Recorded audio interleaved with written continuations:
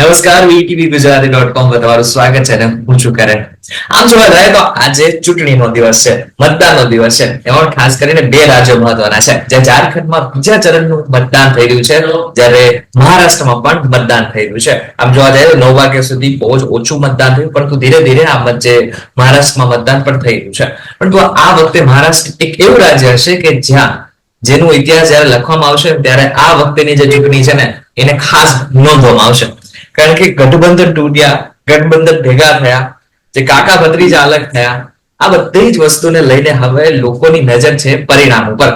પરિણામ શું આવશે એના ઉપર બધાની નજર તો છે, પણ તો હવે સમીકરણ શું કહી રહ્યા છે એના એ જ બધી બાબતોને લઈને અત્યારે અમારી સાથે જગદીશ મહેતા સર જોડાઈ ચુક્યા છે.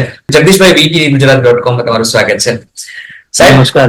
288 સીટ મહારાષ્ટ્રની, એમાં 4138 ઉમેદવારો પોતાનું ભવિષ્ય આજે નક્કી કરશે.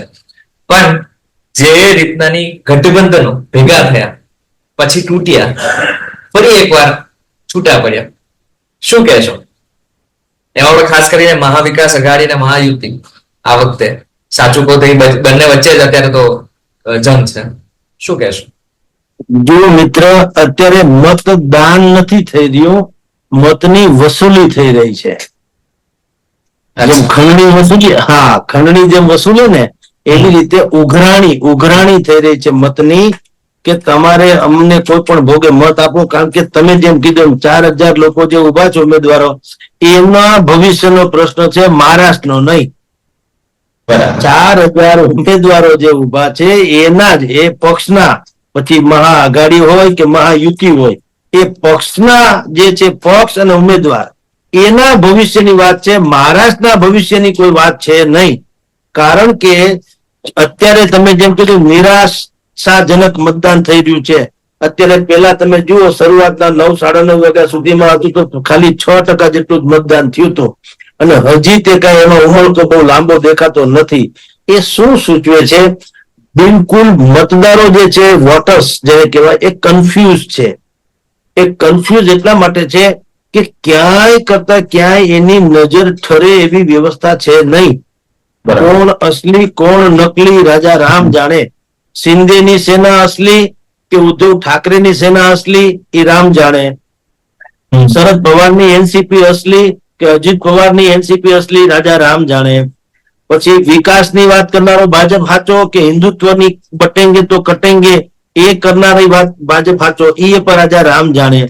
અપક્ષો આજે અપક્ષ છે, કાલ કોઈ પક્ષમાં નહીં ભળી જાય એની કોઈ ગેરંટી ખરી? રાજા રામ જાણે. કોઈને કાંઈ ખબર નથી કે કોણ શું કરશે, સમજી લ્યો. પણ બધાય 4100 ની માથે તમે જે કીધા એ બધા લોકો લડવા બેઠા છે. શું કામ? આ દેશની આર્થિક રાજધાની છે. કોઈને આ આખી તિજોરી જેવું રાજ્ય ગુમાવવું પોસાય એમ નથી. રોકડી માલ મલાઈ જેને કહી શકાય, બાકાયદા એવી મલાઈના રણી ધણી થવા હાટુ બધા મરણિયા થયા છે. અને એટલે જ આઘાડી હોય, મહાઆઘાડી હોય કે મહાયુતિ હોય, દરેકે પોત પોતી જે તથાકથિત વિચારધારા જે હતી એમાં પણ સમજોતા કરવામાં કોઈ છોછ રાખી નથી. જી પ્રશ્ન આમ જોવા જાય તો તમને નથી લાગતું કે ભાજપે બધા ગઠબંધનો ભેગા કરીને ભૂલ કરી છે? કારણ કે આમ જોવા જાય તો શરદ પવાર અને અજીત પવાર જયારે ભેગા હતા ત્યારે આમ જોવા જાય તો સારા મત બંનેને મળીને પડતા હતા. પરંતુ હવે ક્યાંક ને ક્યાંક અજીત પવાર ભાજપમાં જોડાયા છે, એ કદાચ ભાજપ માટે સારું નથી. જો ભાજપ માટે સારું નથી, પણ ભાજપે આ વખતે શું કર્યું છે, એને આઈડિયોલોજીનો આખો બુંદો ફૂંકી દીધો છે. એને ખબર છે કે નળ, ગટર, રોડ, લાઇટ, એ જે રોજગારી, મોંઘવારી, જે ખરેખર પાયાના પ્રશ્નો છે, એનાથી ચૂંટણી ન જીતાશે ન મતદારોને આકર્ષી શકાશે. લોકોએ પણ હવે એ બધું માંડી વાળ્યું છે, એમ કે તો ચાલે. શું માંડી વાળ્યું છે? અપેક્ષા રાખવાનું. જરૂરિયાત છે, પણ હવે એ જરૂરિયાત જે છે આ લોકો પૂરું કરી શકે એવું હવે લોકો બહુ માનતા નથી. વેત્યાઓના રાજમાં મહાન વિભૂતિઓ જાય તો શું હાલત થાય, એના જેવી પ્રજાની સમસ્યાઓની હાલત છે. એટલે હવે એ બધાને ખબર છે કે આ નેતાઓનું પાણી અમસ્તું મપાઈ ગયું છે. કે કોઈનામાં એવો દમ નથી. તો 75 વર્ષથી કોઈને કોઈ પક્ષ તો છે જ ને શાસન ઉપર. કોઈથી રેઠું તો રહ્યું નથી, રાજ કોઈથી રેઠા તો થયા નથી. 75 આપણે કહેવાય હું અમૃત કાળમાં આપણે પ્રવેશી ચુક્યા છે. એટલે આ 75 વર્ષ પછી પણ હજી તમારે મહિલાઓને 3000 રૂપિયા દેવા પડે, બેરોજગારી ભથ્થું દેવું પડે, મફત વીજળી, લાઇટ, પાણી, બસમાં મુસાફરી મફત દેવું પડે, તો ધૂળ પડી તમારા બધા વાયદા વચનોમાં. એટલે પ્રજા હવે બિલકુલ અત્યાર સુધી અવેરનેસ નહોતી, એટલે ભરમાતી હતી. હવે જે સોશિયલ મીડિયાનો યુગ છે એટલે દરેકે દરેકનું લીટીએ લીટીનું માપદંડ લોકોની નજર આવી ગયું છે. અને એટલે ભારતીય જનતા પાર્ટીએ તમે જેમ કીધું કે અજીત પવાર ને શરદ પવાર એક હતા, હવે આમાં લઈ લીધા એટલે આમ થયું તેમ થયું. હવે એ બધાને બધી ખબર છે કે કોઈ પ્રકારનું બીજું મહત્વના મુદ્દા ચાલે એમ નથી. એટલે આપણે આઈડિયોલોજીનો વિચાર જેને મૂક્યો એ બહુ મોટો મહારાષ્ટ્રની ચૂંટણીમાં અસરદાર નીમશે. અને એ મુદ્દો છે બટેંગે તો કટેંગે, એક રહેંગે તો સેફ રહેંગે. આ મુદ્દો અથવા તો આ વાત જે છે એ દરેકે દરેક મતદારોના મન મસ્તિષ્ક ઉપર સવાર થઈ ચૂકી છે. કારણ એવું છે કે બધાય સમજે છે કે સર સલામત તો પગડિયા બહોત. આપણે હસ્યું તો રોજગારીથી માંડીને બેરોજગારી બધીની વાતો છે. કાલે સવારે બધું મફતમાં જ મળે પણ તમે ને હું પોતાની ફ્રેમમાં હોઈએ તો શું કરવાનું મફતનું મને કયો. એટલે બધાને ખબર છે કે આપણા અસ્તિત્વ ઉપર જોખમ છે ને એ સાંસ્કૃતિક અસ્તિત્વ ઉપર જોખમ છે. આપણું જે આઈડિયોલોજી અત્યારે ચાલી રહી છે એના ઉપર મોટું આક્રમણ થઈ રહ્યું છે. વિશ્વમાં કોઈ એવો દેશ નથી જ્યાં આપણે સારી રીતે શરણાગતિ પામી શકીએ. બાંગ્લાદેશ આપણી નજર સામે છે, પાકિસ્તાન તો છે જ છે, સિરિયાથી માંડીને અફઘાનિસ્તાનમાં શું થાય છે આપણે બધા જાણીએ છીએ.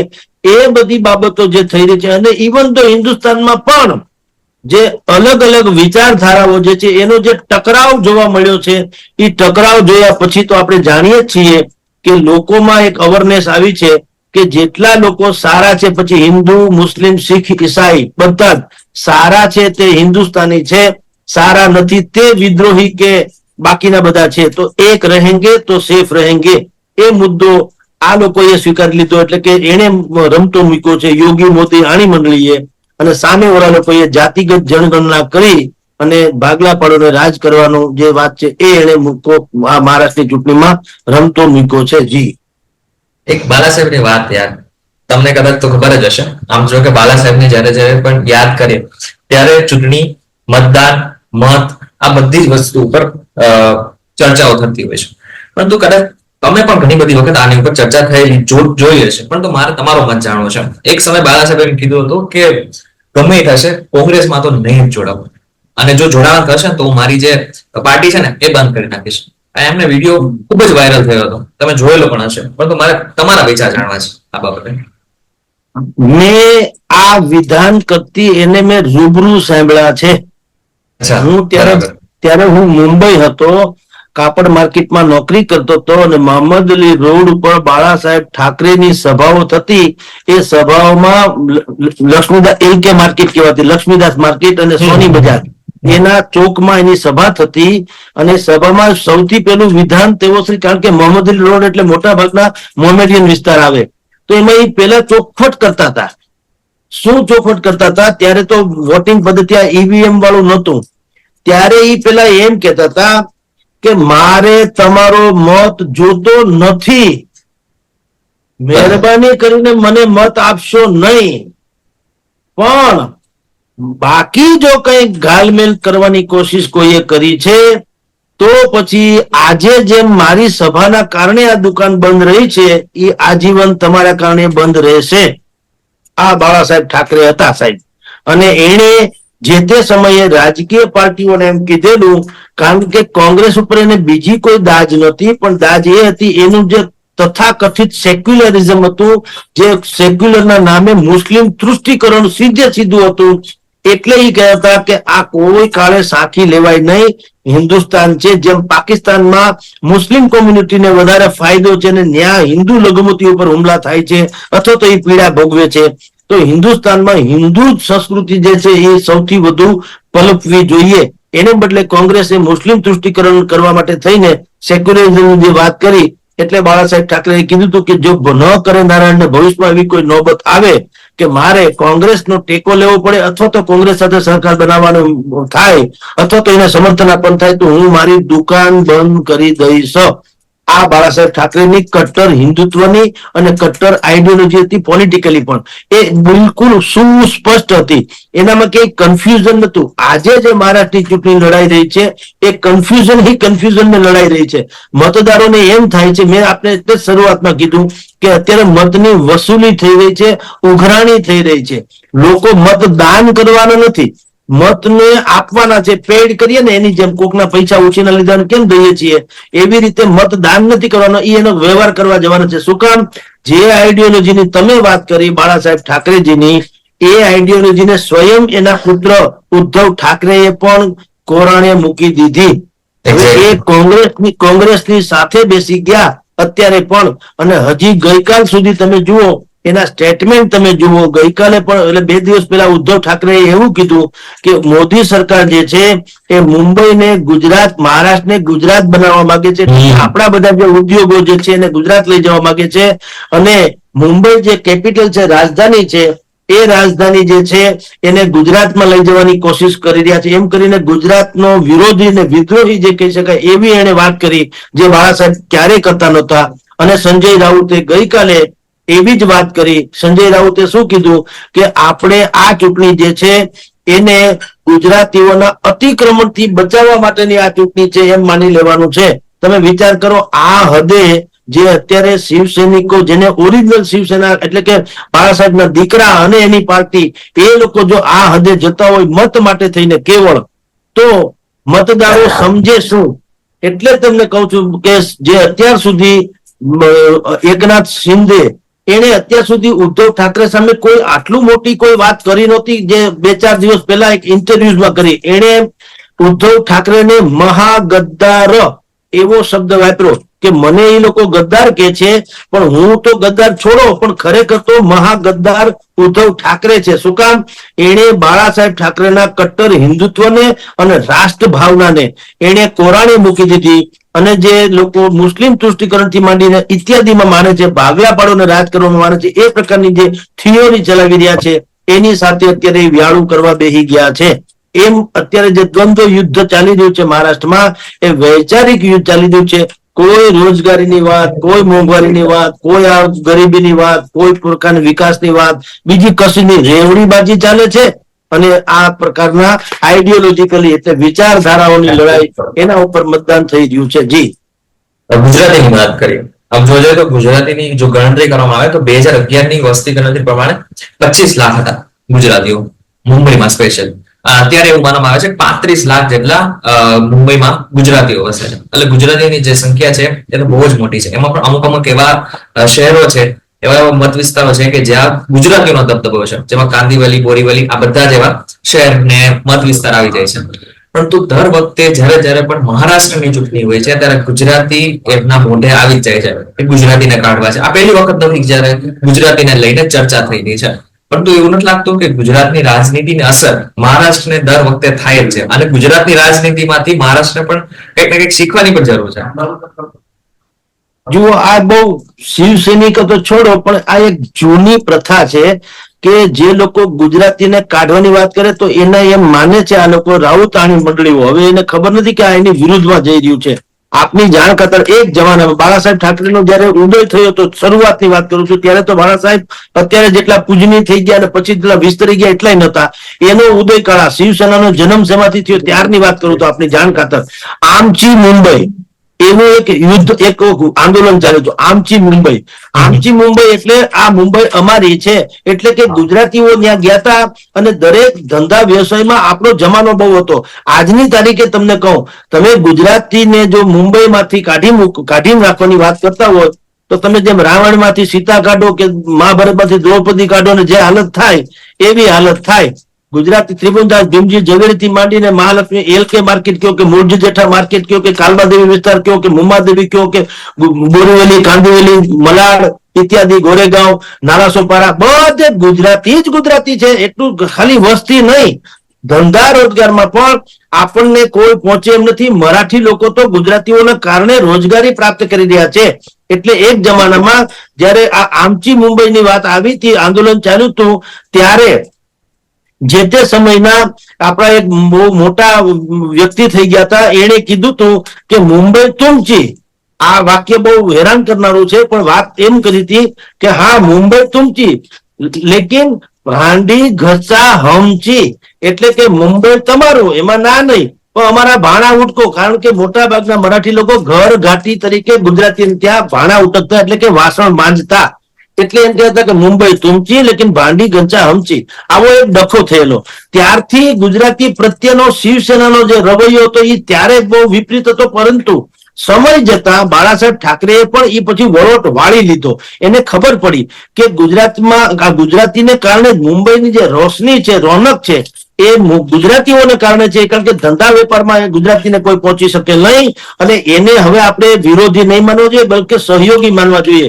એટલે એ વાત તો બાળા સાહેબે તો સ્વીકારી જ લીધી હતી, અને પછીથી મરાઠી ઘણું ખરું, પરંતુ ઇતર રાજ્યો એટલે કે જે બિહાર, ઉત્તર પ્રદેશ, એ બધા રાજ્યોમાંથી આવતા ને, એમાં જે તે સમયે પણ એનું વાક એવી હતી કે જે તે સમયે એ પછાત રાજ્યોમાં ગણતરી થતી હતી, અને મોટા ભાગનું ક્રાઇમ જેને કહી શકાય, એ ક્રાઇમમાં જેટલા લોકો ખુલતા મહારાષ્ટ્રમાં, મુંબઈમાં, એમાં મોટા ભાગના એના નામ આવતા હતા. એટલે એની વિરુદ્ધમાં પાછી વાત હતી. હવે તો એ પણ વાત ખતમ થઈ ગઈ છે. હવે રાજ ઠાકરે વચ્ચે જે શરૂઆતમાં ઉત્તર પ્રદેશના ભૈયાઓને મારવાને કાઢવાની વાત કરી, હવે તો એ બંધ કરી, અને ઉત્તર પ્રદેશમાં જે પેટા ચૂંટણી લડાઈ રહી છે, બીજે જ્યાં છે ત્યાં રાજ ઠાકરેએ કીધું હવે મરાઠી લોકોને આપણે બધા એક છીએ. તો હવે એ ચિત્ર ભૂસાઈ ગયું છે. પણ ગુજરાતી પ્રત્યેનો દ્રોહ અથવા દ્વેષ એ જે છે, હવે છીછરા લોકો હોય એ જ આવું જાહેરમાં કરે. સંજય રાઉતે ગઈકાલે જે નિવેદન કર્યું એ શિવસેના ઉદ્ધવ ઠાકરેને ભારે પડે એવું છે. ચૂંટણીના હજી ગણતરીના કલાકો બાકી હતા ત્યારે આ પ્રકારની વાત કરવી, જેમ સોનિયા ગાંધી અહીંયા મોત કા સોદાગર બોલી ગયા, મણિશંકર અય્યર જે રીતે નીચ કિસ્મ કા આદમી એવું મોદી માટે બોલી ગયા, અને જે અસર થઈ, અને કોઈએ કીધું હતું કે એ તો ચાય વાળા હે, અને પછી ચાય પે ચર્ચા મોદીએ કરીને જે અસર થઈ, એવી અસર સંભવતઃ જેટલા 35 લાખ જેટલા ગુજરાતીઓ છે એની ઉપર આ જે સંજય રાઉતનું જે નિવેદન છે એની આવી વિપરીત અસર પડે તો ઉદ્ધવ ઠાકરેને ઘણું ગુમાવવાનો વારો આવે એવી સ્થિતિ છે. જી, છેલ્લો એક પ્રશ્ન તમારો, તમે ટૂંકમાં કહી શકો છો, તમને શું લાગે છે, મહાવિકાસ અઘાડી કે મહાયુતિ, શું લાગે છે કોણ આવશે? જો છે બધી કટોકટ, પરંતુ આપને કહી દઉં, વિપક્ષો અને અપક્ષો, એ અપક્ષોની ભૂમિકા બહુ ભયંકર છે ને. હરિયાણાની જેમ આમાં થવાનું છે.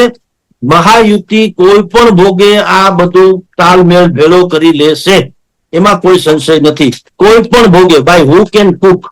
એટલે તો તમે જુઓ, બધે ચહેરા હોવા છતાં ફડણવીસ, દેવેન્દ્ર ફડણવીસ, એકનાથ શિંદે એ હોવા છતાં એ લોકોએ ચહેરો જાહેર નથી કર્યો કે અમે સીએમ અમારા કોણ બનશે. તમે જુઓ, એ બુદ્ધિપૂર્વકનો વિકલ્પ ખુલ્લો રાખ્યો છે. શું કામ? હવે જેનો ટેકો લેવો પડે તો ખબર નહીં કાલે વાળા કોણ માંજીને આપણે કેન્દ્રમાં લઈ જવા પડે, જેમ બિહારમાં માંજીને લઈ જવા પડ્યા તેમ. એટલે એ બુદ્ધિપૂર્વકની બારી ખુલ્લી રાખી છે બિલકુલ. કારણ કે મતદારો, મેં તમને કીધું તેમ, એને ખબર છે કે આ ચૂંટણી, મહારાષ્ટ્રની જે લડાઈ રહી છે એ પ્રજા માટે નહીં, નેતા માટે લડાઈ રહેલી ચૂંટણી છે. આમાં પક્ષને અસ્તિત્વનો પ્રશ્ન છે, મહારાષ્ટ્રનો નહીં. મહારાષ્ટ્ર એમનેમ જ પોતાની મેળે ફૂલું ફાલ્યું છે ને રહેશે, એની સમસ્યા છે અને રહેશે. આ જે અત્યારે લડી રહ્યા છે 4135 જેટલા ઉમેદવારો, જે બધા બે મહાઆઘાડી, મહાયુતિ સહિતના વિપક્ષો અપક્ષો બધા, એમાં કોઈનામાં એવું કૌવત નથી કે રેવડી બાજીને બાદ કરતા બીજું કોઈ એનું વિઝનરી બતાવી શકે.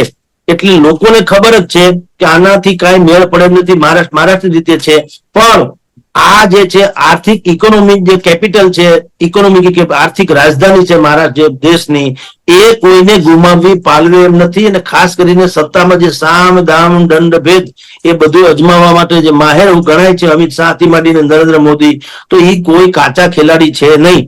સામે પક્ષે જે છે એ એવી રીતે શરદ પવારથી માંડીને બધાને અસ્તિત્વનો પ્રશ્ન તો છે જ, પરંતુ એ ટૂંકા એટલા માટે પડશે કારણ કે દરેકના પોતપોતિકા પોકેટ્સ છે, ત્યાં એનો દબદબો છે.